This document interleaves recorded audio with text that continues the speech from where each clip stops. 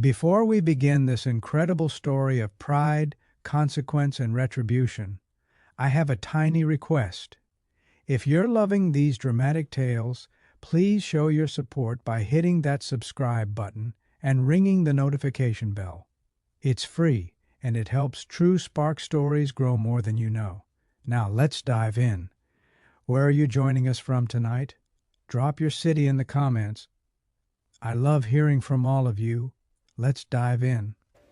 The ICU never slept. That was something Nadia Oe had accepted long before the weight of 7 months of pregnancy had begun pressing into her lower back like a dull, grinding fist. The machines beeped. The lights stayed cold and fluorescent. The hallways held their breath between crises, and nurses like her moved through it all with practiced calm, carrying the kind of quiet strength that no one ever thought to praise until something went wrong. She adjusted her stethoscope and exhaled slowly, pressing one hand to the side of her belly before continuing down the corridor. Room 4 needed vitals. Room 7 had a family asking questions she would answer with patience and care, even though her feet had been swelling since noon. She didn't complain. She never did. That wasn't who she was. Her colleagues knew her as the one who stayed late, the one who remembered patient names and spoke to them in low, steady voices when fear crept into their eyes at 2 in the morning. She had been at Holloway General for 4 years, and in that time had never once raised her voice, never once let personal trouble spill onto the ward floor. Whatever was happening outside those hospital walls, the medical bills quietly accumulating, the one bedroom she was about to lose because her hours had been cut during a departmental restructuring, the father of her child who had disappeared the moment she said the word pregnant. None of that existed inside the ICU. In here she was a nurse. She was steady. She was enough. She didn't know, as she rounded the corner toward the nurse's station, that the next 10 minutes would destroy the life she had quietly and painfully built. He came in the way men like him always did, loud before he even opened his mouth. The energy shifted in the lobby first. 2 staff members near reception straightened instinctively. A junior nurse looked up, then quickly looked down. Bryce Fontaine walked through the hospital entrance like the building had been waiting for him, his charcoal suit immaculate, his jaw set with the kind of tension that had nothing to do with worry and everything to do with entitlement. Behind him, a young male assistant was half jogging to keep pace, clutching a tablet and murmuring into an earpiece. Bryce was 41 years old. His name appeared on the plaques of 3 hospital wings across the state. He donated not because he cared about people, but because giving money was a clean and efficient way to purchase access. He had learned this early and had never seen a reason to revise the lesson. "I need an ICU bed," he said, not to anyone in particular, just to the air, just to the room. The charge nurse, a tired woman named Melva, who had 17 years of experience and usually ran the floor with quiet authority, hesitated visibly. "Sir, ICU admissions go through. I'm aware of how hospitals work." Bryce's voice didn't rise. It didn't need to. "My associate needs monitoring. He had a cardiac episode 2 hours ago. I want him admitted here. Tonight." "Is he with you now?" Melva asked carefully. "Has he been assessed by—" "He's in the car. I came ahead to arrange the room." It was Nadia who stepped forward, not because she was trying to be brave, not because she had made any calculation about what it might cost her. She stepped forward because it was her ward, and she understood, clearly and without drama, that this was not how it worked.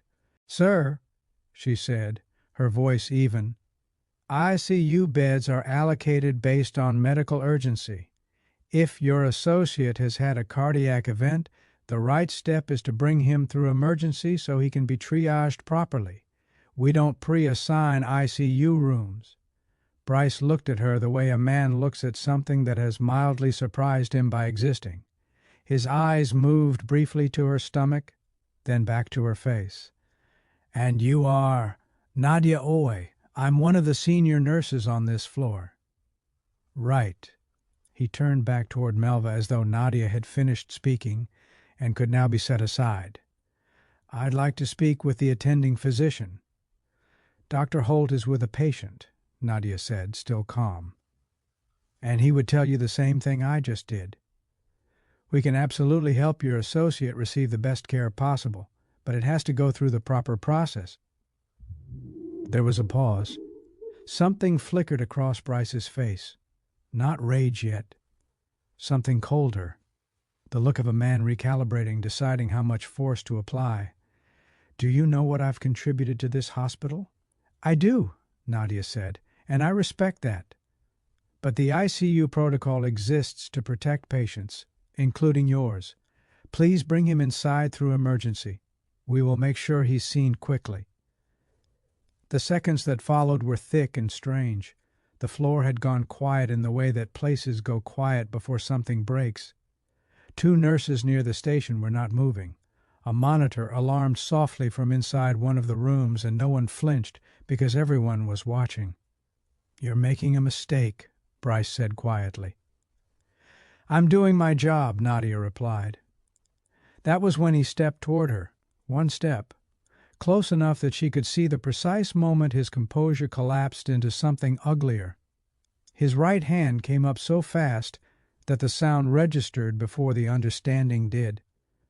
The slap cracked through the ICU hallway like something being split open. Nadia's head turned with the force of it. She caught herself against the nurse's station, one hand flying instinctively to her abdomen. The ward held its breath. A nurse near the back made a sound that wasn't quite a word. A monitor in room 4 began alarming. No one moved. Nadia stood upright slowly. Her cheek burned. Her eyes were steady and dry, and that stillness, that terrifying quiet stillness, was somehow more devastating than tears would have been. What no one in that ICU realized in that moment was that this single act had just triggered something far more dangerous than anger. If you're still watching up to now, type "I'm still here" in the comment section and tell us, do you think Nadia should have backed down? Because what comes next is where this story truly begins. Dr. Holt arrived within 3 minutes, not because anyone had called him, because Bryce's assistant had sent a message, and Holt had come at something close to a run, straightening his coat as he entered the floor. "Mr. Fontaine." His voice was smooth and deferential in a way that told Nadia everything she needed to know. "I'm so sorry for any inconvenience." "Your nurse refused a reasonable request," Bryce said, his composure already rebuilt, already sealed. "And then she escalated the situation." Nadia stared. "I was slapped. I did not escalate anything." Holt looked at her with an expression she recognized, not disbelief, apology, the worst kind, the kind that didn't come with action. "Nadia, why don't you take a moment in the break room while we—" "I'm not going to the break room." He struck me. "There's clearly been a misunderstanding. Dr. Holt," her voice broke slightly, just slightly, "I am 7 months pregnant, and I was just struck by this man in front of witnesses. That is not a misunderstanding." Holt closed his eyes briefly. Then, "Nadia, I'm going to need you to clock out for the night." She didn't argue, not because she had nothing left to say, but because she understood, with a clarity that felt like ice water moving through her chest, that arguing would change nothing. The decision had already been made. It had been made the moment Holt walked through that door and looked at Bryce Fontaine. Before he looked at her, she retrieved her bag from her locker in silence. A younger nurse, Priya, touched her arm briefly in the hallway and whispered, "I'm so sorry." Nadia nodded. She kept moving. She had learned a long time ago that other people's sympathy, however genuine, could not carry her weight for her. The elevator doors closed behind her, and for the first time since the slap, she allowed herself to feel it. Not the physical sting that had faded into a dull throb along her cheekbone. What she felt was deeper and harder to name, the specific grief of a person who has done everything right and still ended up here. By the time she reached the ground floor, her phone had already begun to vibrate. The first call was from HR. Her access badge had been deactivated. There would be paperwork. There would be a formal review. The tone of the voice on the other end told her everything the words were carefully avoiding. The review was a formality. The decision was done. The second call came 40 minutes later, after she had sat on a bench outside the hospital entrance, coat pulled around her shoulders against the night air, one hand resting on her stomach. It was a number she didn't recognize, but the message it delivered was precise and deliberate. A voice she didn't know informed her that given the nature of the allegations against her— "Allegations," he said, as though she had been the aggressor. Her employer's subsidized housing arrangement would be reassessed. She had 72 hours. She sat very still after that call ended. 72 hours, 7 months pregnant, no income, nowhere to go. She had spent 3 years quietly, carefully building something stable out of very little. She had worked double shifts to save. She had chosen this hospital partly because of the housing benefit, understanding that in this city a nurse's salary alone was a tightrope. She had done everything with precision and discipline, and Bryce Fontaine had walked in and dismantled it in under an hour without breaking a sweat. By nightfall, Nadia didn't just lose her job, she had lost her entire life. She sat with her bag between her feet and her back straight and her hand on her stomach, and she breathed. In, out. She was not going to fall apart on a bench outside a hospital. She was not going to give this city or this night that— But her hands were shaking when she finally unlocked her phone. She stared at the contact for a long time.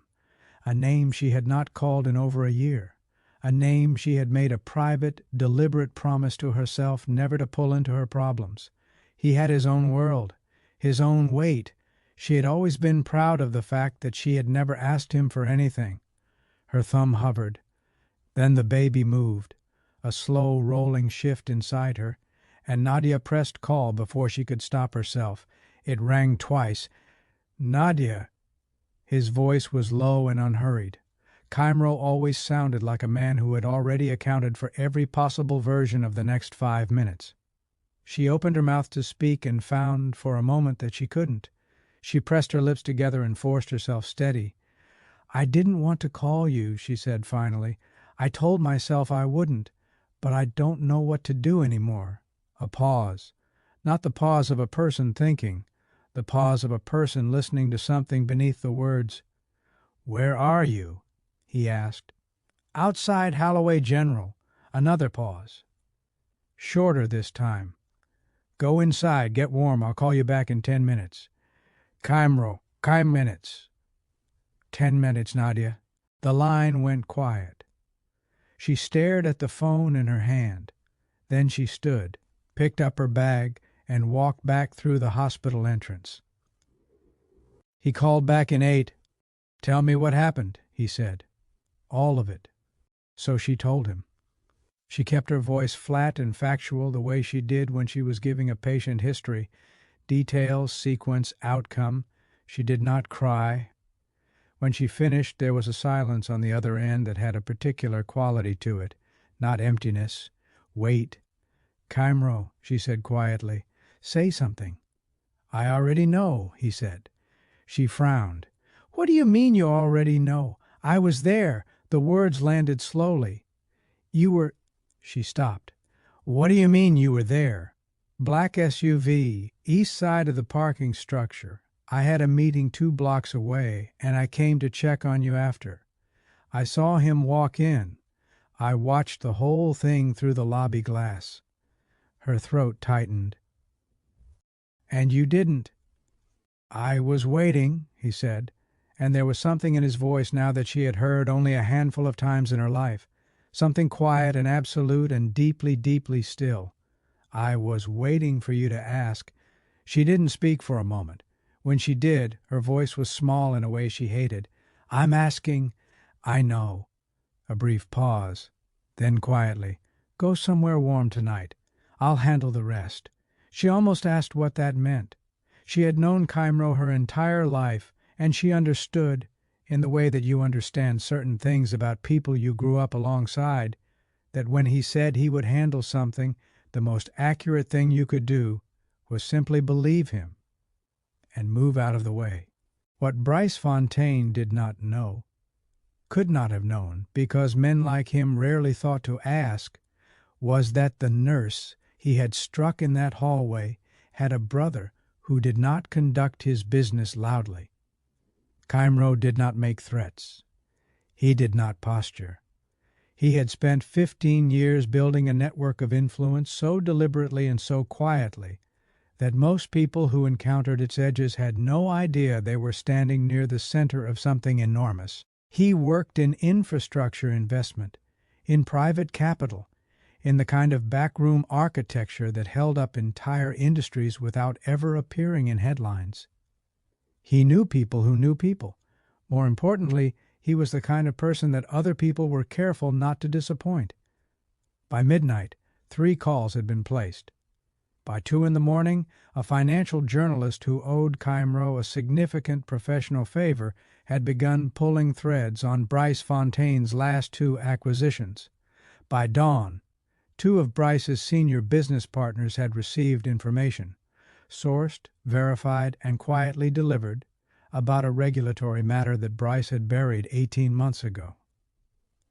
Bryce woke up to 17 missed calls.